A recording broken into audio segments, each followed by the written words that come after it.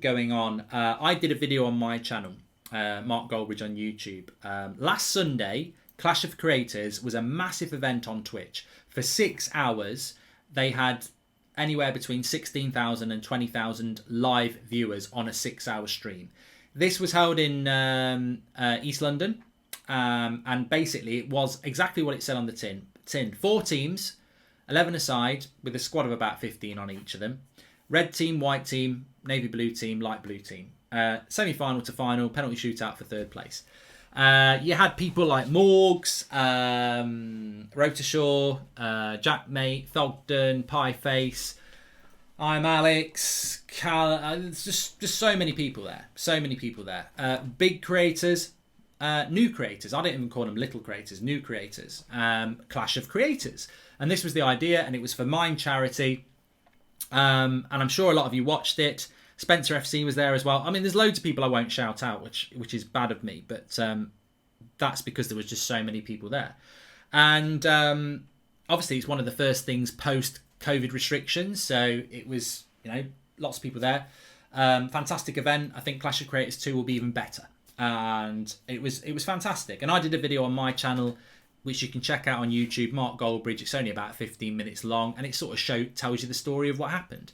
And yeah, really, really, really good event. Very, very popular, and really, really enjoyed it. And then what happened during the week is that Loz and Brian, True Geordie, on their Twitch channel, obviously doing what I'm doing now, had a few hours to fill, watched it back with them in the corner. I've done these sort of things, reacted to it, and instantly started pissing people off because I had messages from people. They were getting messages themselves about their commentary being spiteful, bitter, too close to the bone, derogatory. And then Jackmate did a video on YouTube basically saying he was very pissed off about it, and then last night that got released, and then Loz has replied apologising, and it's sort of blown up a little bit. I think True Geordie was on his Twitch channel last night saying Loz shouldn't have apologised. It's a storm in a teacup, and I think that's where it is. I mean, Bumberclot says, I dislike how Loz spoke about your commentary, Mark, on his high horse. But the reality is, I'm not massively bothered about that. I think if anyone's got, I know Loz, I know Brian. I mean, I wouldn't say I consider them mates. They may not consider me as a mate. That's absolutely fine. Jack, mate, I consider him a mate. Really nice lad. I met a lot of people last Sunday for the first time. There's a lot of people I wanted to meet who I didn't see because I was commentating. And look, my perception of Morgs is my kids have grown up watching him. I think he's a prat, sitting in a bath, hiding from his mum. But I also know I've never met the guy, so my perception of him being a prat is because I find his content prattish. But I met him on the pitch. What a nice lad. What a nice lad. And, I'm not going to judge somebody on their content because people do that on me. And I think, you've always got to meet a person to know what they're actually like. And that's happened to me a lot in my career, is that I'll meet someone and they'll go, oh, actually, you're a nice guy in real life. And that's like, yeah, because I'm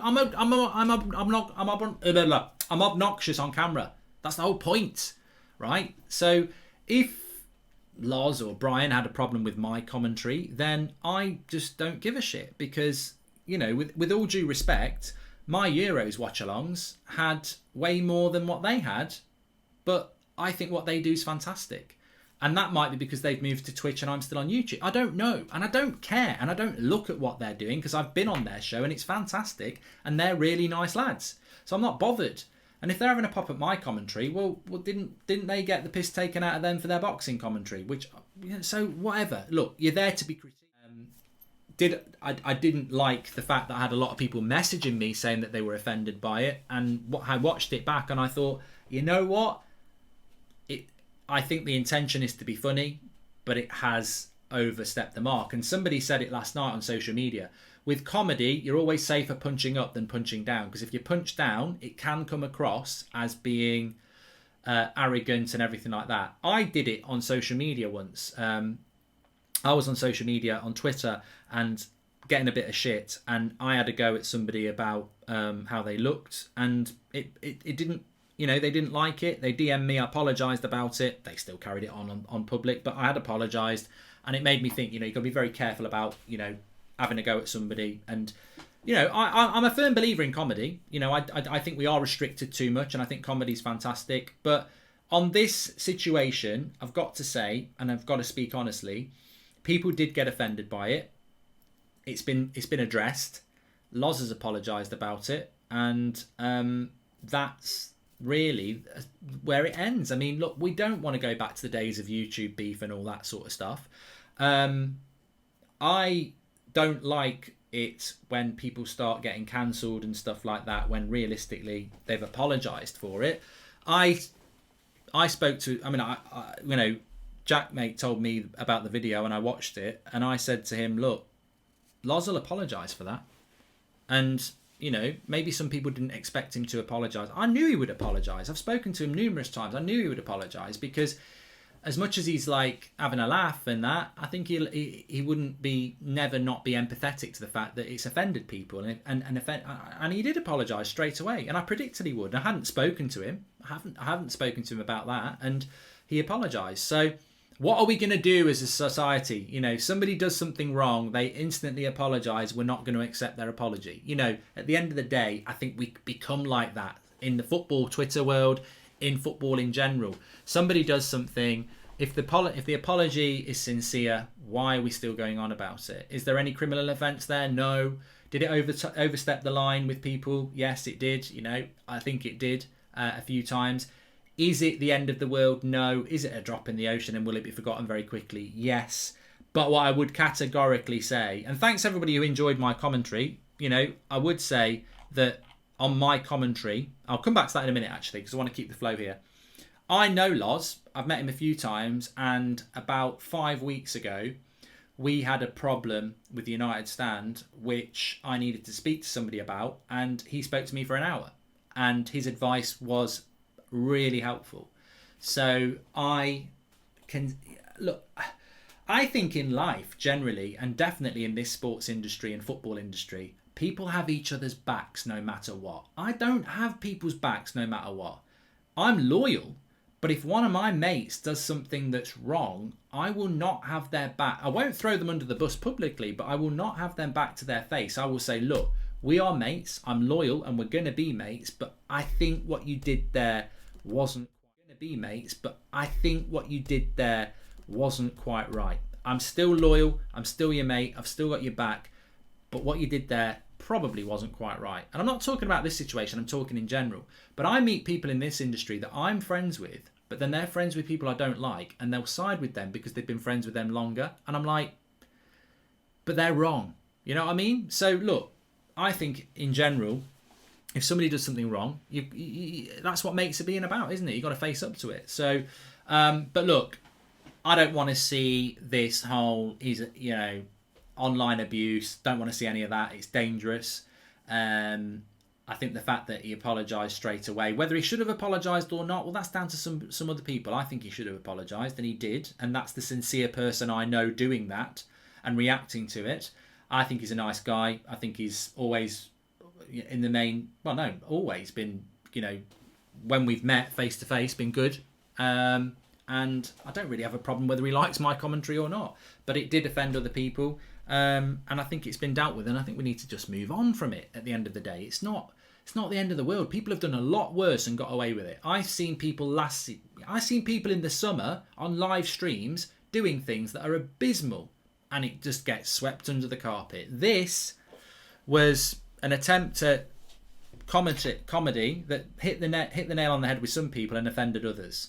You know, sometimes that happens. That does happen. But look, I think it will be moved on from. I don't want to see any beef from it. I think it was a fantastic event, and I really enjoyed it. And it's a shame that happened from it, but I don't want to see it carrying on anymore. I don't think we need to talk about it anymore.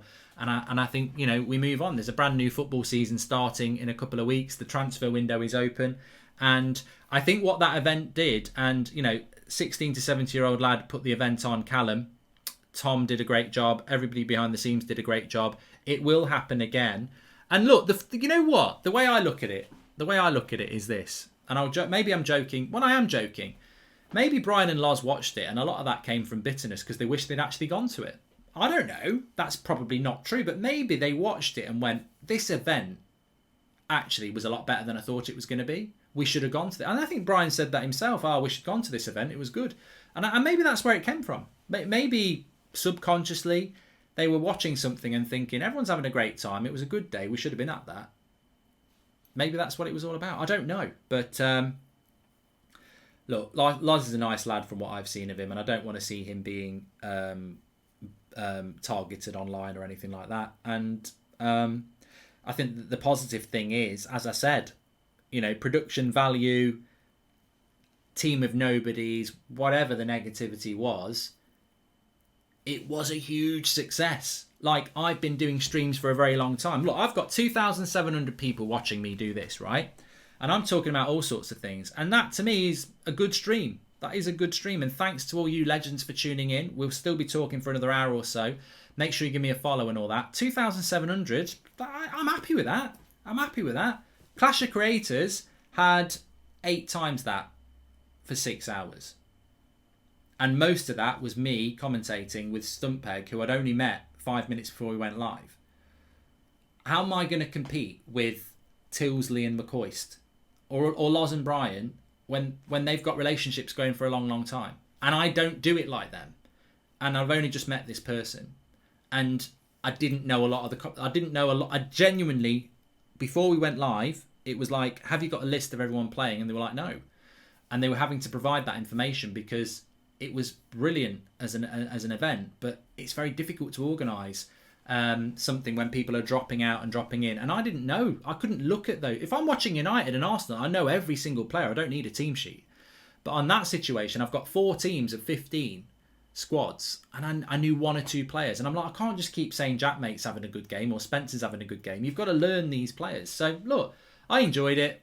My style of commentary is, I don't want anyone to be like me. And if people don't like it, I don't care. Because the way I do it is the way I do it. And, I'm not as intelligent as people like Loz. Very intelligent guy. I don't have a way with words like he does. And, I'm not like Martin Tyler. And I'm me. And that's what people always should be, is them. And if people like you and you're fortunate enough for people to like your content, fantastic. And what I mean is why I'm not as intelligent is that I ramble. As anyone knows, I ramble. I go on tangents. I sometimes can't get the words out, and some people find that interesting and like it, and some people think that's shit. That's life. You know what? I wanted to be a professional footballer. Wasn't good enough. Deal with it. I say that. I actually probably was good enough. But, yeah.